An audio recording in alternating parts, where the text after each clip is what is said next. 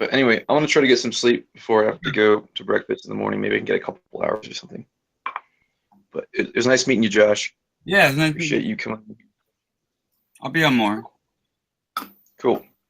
All right. See you, Audra. Later, Mark.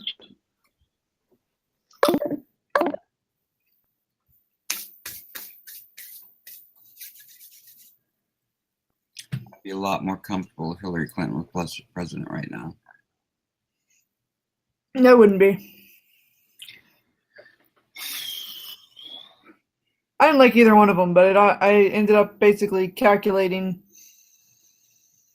what I determined to be the best possible positive outcome relative to what I consider to be most important. But neither one of the calculations turned out very good. No, but gone back on every one of his was mostly negative or neutral, and Trump's was all over the place. So it's like there was probability of both negative and positive, but there was a higher probability of positive relative to mine. The problem with Trump is he believes his ideology is Trump. I know that's one of my big problems. He's not. At least the Clintons know how to fucking kind of guy. He's relative. His. I mean, and I was. He's more of a populist kind of. I mean, not necessarily a populist, but more relative. No, he's globalist now. He's globalist now. His determinations are relative to his current context. They're not absolute principles. But I disagree with most of Hillary Clinton's absolute principles. So in that case, it didn't weigh out. But because the possibility that Trump's personal interests will align with those of whatever the country or me or whatever, it appeared to be there. I determined there to be a better possibility. There was more positive possible outcomes. Yeah. Relative to the things I thought were important. The thing with his whole thing was China is a currency manipulator. Now he's gone back on that. He's cool with China now. I'm not talking about, and I'm not judging him at this point because I can't change anything at this point. I'm talking about pre-election. You have to make determinations on people lying because that's what politics is. And so you've got to take yourself away from what they're saying every day. You've got to take yourself away from what everybody is saying, or you got to take yourself away from whether you like a person or dislike a person. You got to take yourself away from whether it's a dude or a chick. You got to take yourself away from whether they're a Republican or a Democrat. You got to go, okay, what do I think? That has nothing to do with might happen. What are the possibilities that I see happening with this person? And then you go, okay, of these possibilities that I see happening, which of these, and then you have to make a heuristic to judge on. You're like, am I going to minimize possible negativity?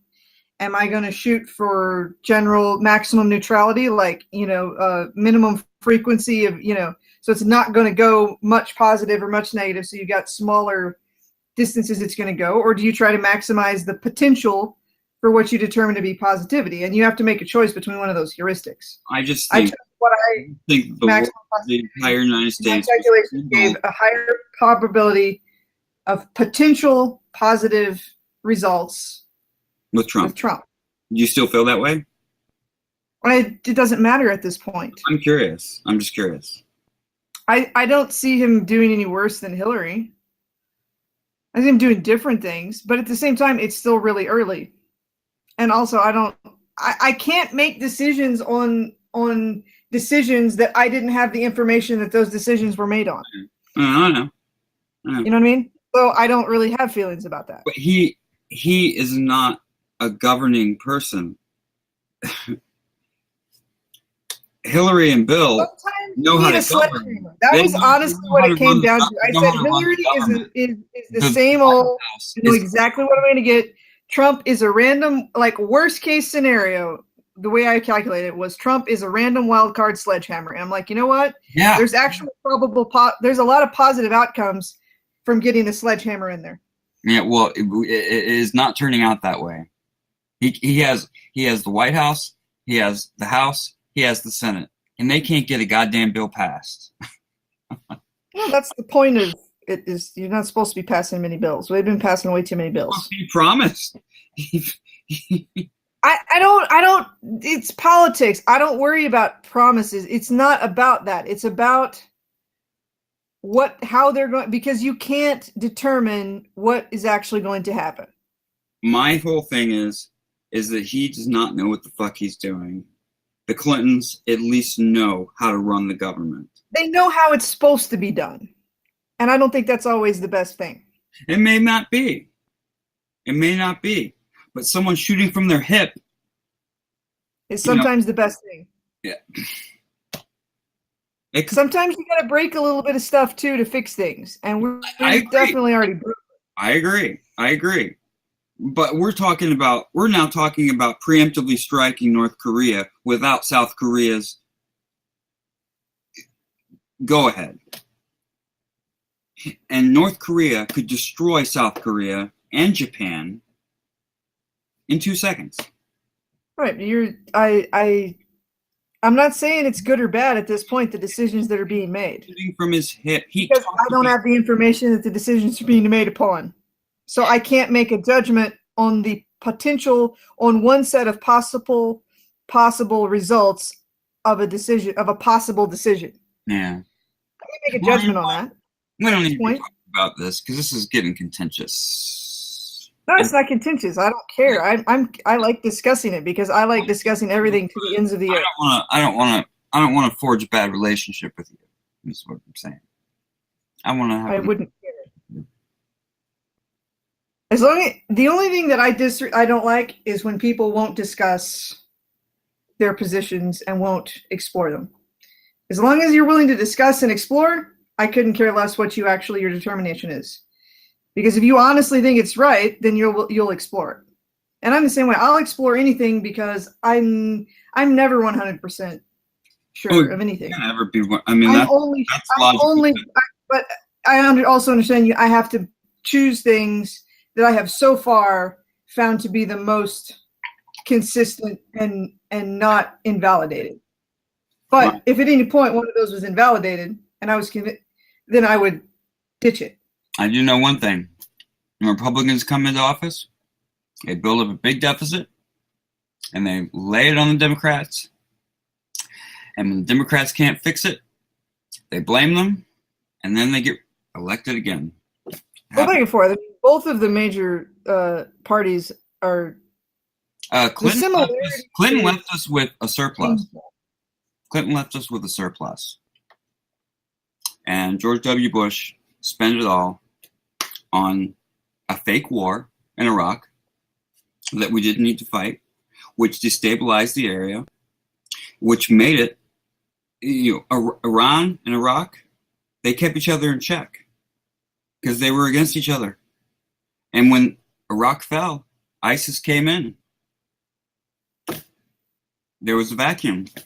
There was no... And a decision was made, and possibly it appears to be a bad decision. What does that say? How does that actually translate to making a judgment on a group? What do you mean by a group? Well, you started with the group Republicans X, and then you started taking a specific example of a specific decision that happened to be a Republican. Well, when Reagan decision made in the past, a member of a group, therefore. Well, they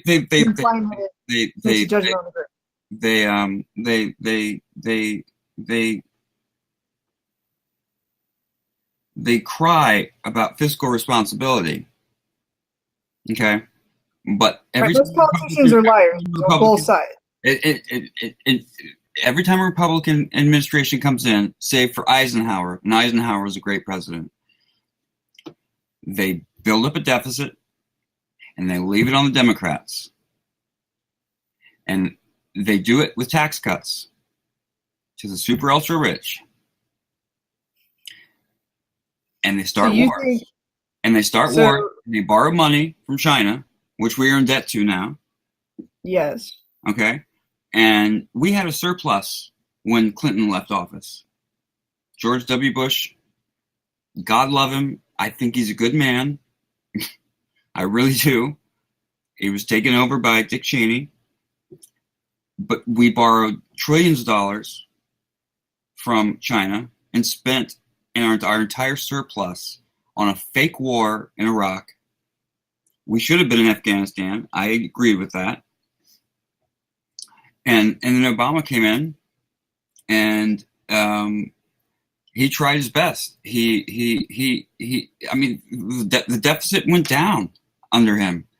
Unemployment went from fucking like 4% up to like, it went from like 8% down to 4%. The national debt stayed where it was. A lot of people don't understand the national debt versus the deficit. National debt is what we owe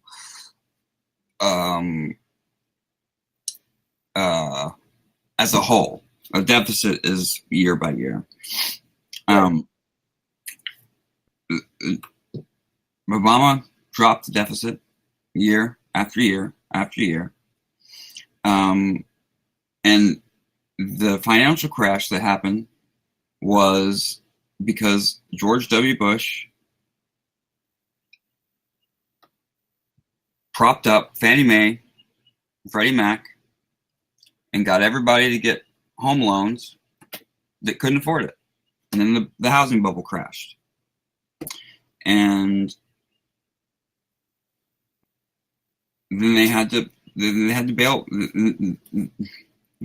everybody out. And the big banks, let's see, WAMU, Washington Mutual fell,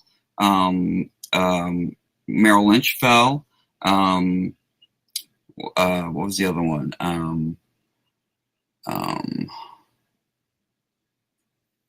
It was a big insurance company. I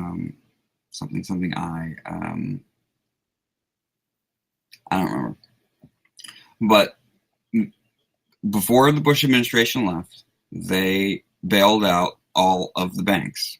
Okay, except for a few, they consolidated. Yeah, the bailouts were a misstep.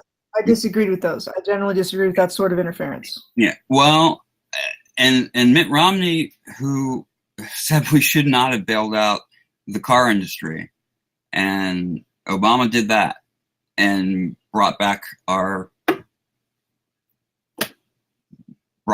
American cars. We have. But why is that important? Chargers, Ford, or Dodge Chargers, Dodge Challengers, a failing model.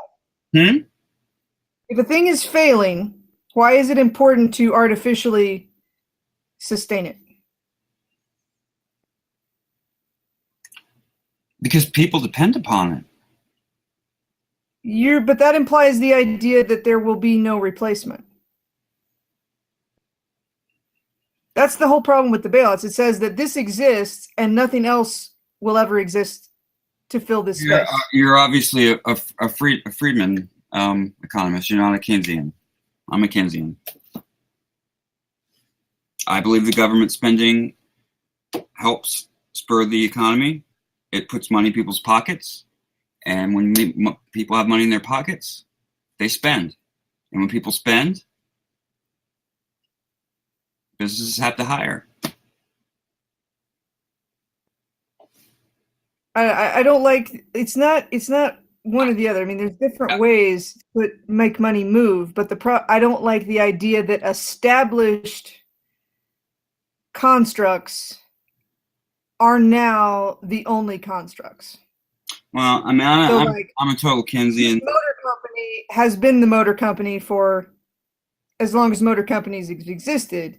Well, I'm telling you, if not exist. Barack Obama had not bailed out our Dodge and Chrysler, we would not have Dodge and Chrysler anymore. That's okay. Maybe they needed to fail because they were meeting the market's needs. They weren't meeting the needs. It was a failing solution. It's not okay. It would hurt millions. It would hurt thousands of people. Temporarily. But you're hurting other people with the solution. You're not only having a positive result of this. You're prioritizing positivity in one area over another area.